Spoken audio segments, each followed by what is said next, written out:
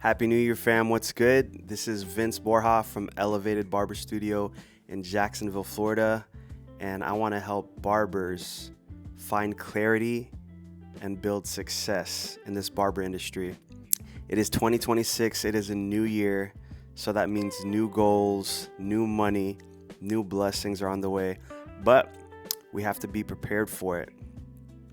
And I wanted to make this video to just encourage barbers this year to stay locked in, and I want to give people practical action to take on the daily. Maybe you are trying to fill your books. Maybe you are trying to fill your books. Maybe you want to raise your prices. Maybe you are a beginning barber, or you've hit a plateau as a barber and you're trying to figure out how to get to the next level. Maybe you're trying to go from a barbershop to a suite. Maybe you're in a suite and you just don't know how you're gonna maybe you're in a suite and the clientele isn't where you need it to be. Well, this video is for you. Okay, so let's talk about some really practical things that you can start doing today to fill your books. And the first one I want to get into is rebooking. Right? If you are already seeing clients on a regular basis, if you are seeing clients, even if it's for the first time, you need to make it if you are already seeing clients on a regular basis, or even if you're seeing a client for the first time, the first thing after the haircut that you should be doing is trying to rebook them for their next appointment. Okay? Most haircuts are on average every 2 to 3 weeks, every 4 weeks, or maybe it's every, 2 months. We, as barbers, to fill out our schedule, can rebook their next appointment right there. Okay? And the first rejection you will probably get is they don't know their schedule, or they'll get back to you, and that's fine. But I always go with, hey, I noticed you come in every 2 weeks. Let's put you down for 2 weeks on the same day at the same time. If anything changes, we can gladly reschedule or cancel. Right? I will even shoot you a text that same week if you need me to remind you. But let's put you down because my books are starting to fill up, and I want my regulars to, and I want to prioritize my regulars who are coming to see me. Right? So rebooking. I promise you, most people are not doing this. I wasn't doing it for the longest time. But then I realized the value in booking. Then I realized the value in booking the clients for their next appointment while they are there with you.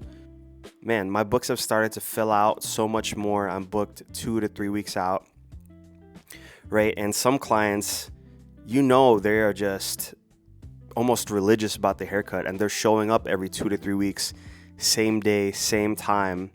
They want that reoccurring appointment. Now you can really lock in your schedule with those regular clients, right? You are seeing them on a regular basis. That means regular money. These clients are helping you pay your bills. They're helping you grow your income. They are helping you grow, man. They're supporting your small business. So rebooking. I challenge you on your next day to try to rebook as many clients as possible. And if you do, let me know how that works for you, right? So rebooking, right? Number 1, to fill out your books. Number 2, let's go with, I've been cutting hair for 15 years. And I know when I started getting into the suite, I made it a mission to touch base with one new client every single week, right? I said, if anything, I'm going to get one new face in my chair every single week. And I will even go out of my way and I will even give them a free haircut because I want to see a new face in my chair. I want the potential to earn new business and even market new business, right? Because even if you are giving a free haircut, I can double it as content, and I can try to do the best haircut possible on this person. And then when you share it, not only is it for your portfolio, but it is available for them to share. Right now they can share it to their network. This is very simple, very easy marketing. You never know who is going to see that haircut and who is going to ask that person, hey, where did you get your haircut? I saw you repost that fade. I saw you repost when you went to your barber. Where did you go? Right? These people, you're tapping into circles, different networks that have their own friend group that are looking for a barber. Everybody needs a good, consistent barber. All right? I don't care who you are. Really practical step. Maybe you need to see more than one new client a week. You need to introduce yourself to maybe 5 to 10 new people a week, and you can give them a card. Or if you see them interacting with your content on social media, let them know, hey, let me get you in the chair, and be proactive about it. If they are showing any kind of interest, ask them, hey, how is Thursday for you? I'd love to cut your hair on this day. Let's be excited and driven to cut people's hair. Now I am searching for the type of clientele that I want. I'm searching for the type of hair that I want to cut because I want to be excited about what I do. I want to cut new heads of hair. I want to have new conversations. I want to get into different, circles and networks and people that are more professional, that are making more money, right? People that are maybe they're in the military, maybe they are a professional like a doctor, a lawyer. Thank God for, the work and the marketing that I've been putting in, and I've seen what it's done for my business because it's bringing me much more professional clientele, just higher level, higher value clients who are willing to pay the price point that I'm looking for. Right? So whatever the number it is, whatever the number is for you, I encourage you to start this month and make it a goal to talk to 3 to 5 people and try to get at least one new person in your chair. Okay, because if you lock them in, the potential of them coming back, I've built the confidence that I have a pretty good retention, because when you do a good job, they're going to come back. Right? If you are a new barber and you have no clientele, you should not be fearful to give a free haircut. The thing is, when you give that free haircut, you need to do the best haircut possible. Don't treat it like it's a free haircut. Use it as your time to really learn the client's hair and show them your expertise. Point out things in their haircut, in their hair pattern. Ask them questions and they will let you know exactly what they're looking for. Ask them, what did you not like about your last haircut? Who is the last barber that you went to? Why is it hard to find a consistent barber? And they're going to tell you exactly what they're looking for. So this is where we need to lock in as barbers and try to earn business. A lot of barbers, they start to feel themselves a little too much. There seems to be a sense of entitlement, right? I don't care how good your haircuts are. I don't care how clean your fades are. I don't care how good of a barber you think you are.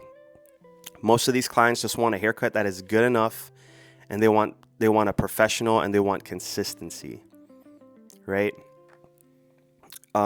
15 years in the game, I am always looking at my work and always seeing where I can improve, and that should be the goal. We should hold ourselves to a high standard. We should listen to our clients and see where we can improve, right? Maybe they want the cleaner fades. Maybe they want the crispier lineup, or maybe they're looking for a barber that is good with scissors, that is good with shear work. I'm starting, I've found my niche of clients, and it's the clients that maybe they want a little bit of a taper, maybe they want a little bit of a fade, but I believe they also come back to me because I'm showing my level of expertise with scissors, right? And that came from investing in myself, that came from investing in education. So if you don't have that confidence to cut any client's hair, I encourage you to take some hands-on education, watch some videos, and level up your confidence in cutting hair in our profession. Why? Because it's what we do. This is our career. This is what we get paid for. And when clients see you invest in yourself, when they see that you're trying to grow and that you're trying to improve, I promise you're going to start seeing clients. They're going to notice it, and man, they're going to encourage you. They're going to bring you more clients, and people are going to see the work. People are going to see the quality of work that you are putting out, right? So, okay, that was a practical step of 1 to 5 new clients a week, touch base, talk to somebody, make it a goal, make it a mission, man. You got to be hungry for this game in 2026 because there's a lot more barbers that are around right now than I feel that when I started. Maybe it's just social media, but if you are not hungry to cut people's hair, if you are not showing that you want to cut their hair, why should anybody go to you? So free haircuts is the easiest way to bring them into your chair. Give it a shot. Let me know how that works out for you. Right? Okay, so the next one I want to talk about is Google reviews. Right? If you are a business, if you are a barbershop, look at the reviews that you have for your barbershop. Are people leaving you a review? Are people mentioning your name? You need to make it a mission after every haircut to lock in the Google review, right? Me, I have one of these right here. I have a Zappy card, right? Spent a little bit of money on this because I liked how it looked. It was clean. I felt it was professional. But if you don't have one of these after the haircut, if you don't have one of those Zappy cards or anything like that, print a QR code. Have one printed off of the internet, off of a website. And they're cheap, they're easy to make, and you can have it stamped somewhere on the wall or stamped right on the arm of your chair. And you need to be relentless with getting these Google reviews and have them mention your name and let them, have them just write a couple sentences on, hey, like, Vince does a great haircut. This is the best barber that I've seen in Jacksonville, whatever. You want them to say a couple of keywords. You want them to put in a couple keywords because this is what the internet is looking for. This is what SEO is looking for. They're looking for keywords when people are searching for barber near me, right? So lock in those Google reviews, lock in on your Google My Business, right? Especially if you are in a suite like me. And man, if I did not put in the work with my marketing, with my Google, I don't think I would be busy. I really don't. Or at least it would take a lot longer. It would take a lot more time. But again, I invested in education. Before I came into this suite, I invested in the mentorship with Chris Basio, the 6-figure barber mentorship. If you don't know about it, look into it. Life-changing. The information on there is endless. It is priceless. The community is amazing.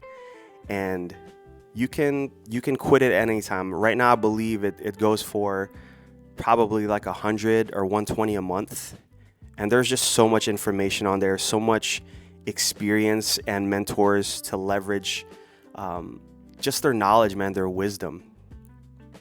So if, you really want to lock in this year in 2026, find a mentor that's right for you.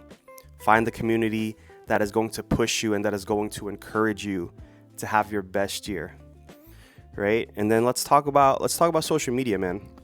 Social media is important. Social media is important because everybody is on it, right? It is a tool to market our business, to showcase your haircuts, to showcase your profession, right? And I have a love-hate relationship with social media, man. Like, I have to go on breaks, but I need that reminder of, man, this is for my business. This is what puts money on. This is what puts food on the table. This is what helps me pay my bills. And if I have to post a couple videos a day, a few videos a week just to stay on someone's mind, just to let them know that, hey, I'm still here. I cut hair. Oh, I need to make an appointment this week. Oh, wow, I've been looking for a barber. I searched for Jacksonville barber and I found Vince. I found Elevated Barber Studio on Instagram, right? So I want you to find a platform that you're just going to go all in on, right? And, make it simple. What is the platform that you are on? What is the platform that most of your clients are on? That your demographic is on. Maybe it's Instagram, maybe it's Facebook, maybe it's TikTok.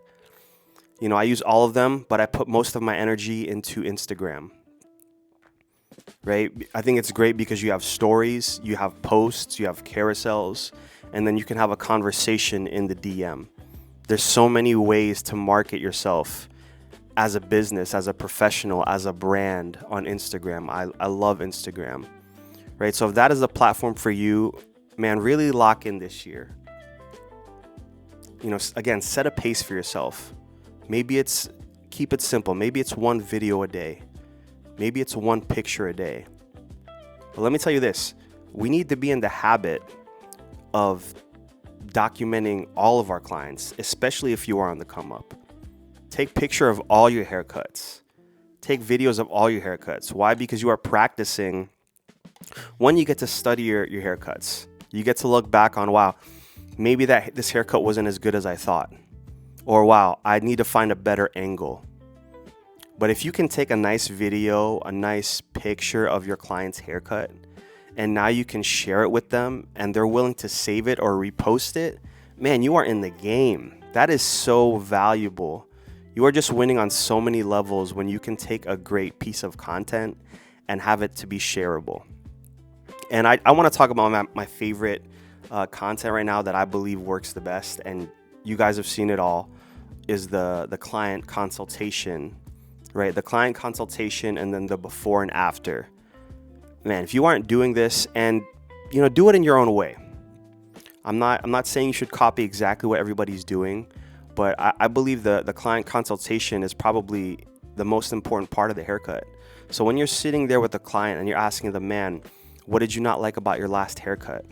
How did you find me? How far did you come see me? Ask some real questions. Ask them what is the most important part of their haircut? Is it your lineup? Is it your fringe? Is it your taper?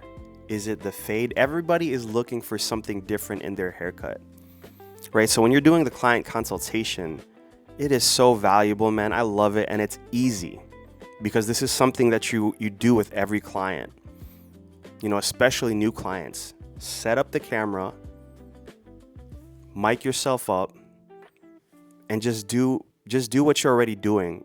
Gary Vee says to document, not to create.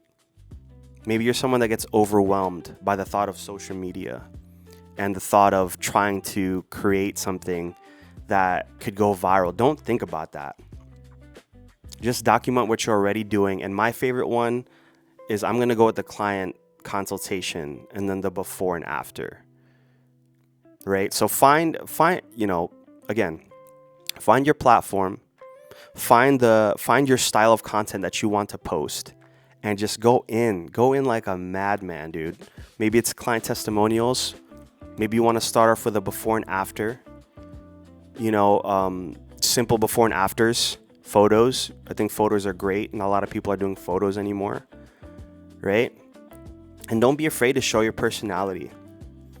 Don't be afraid to show your personality.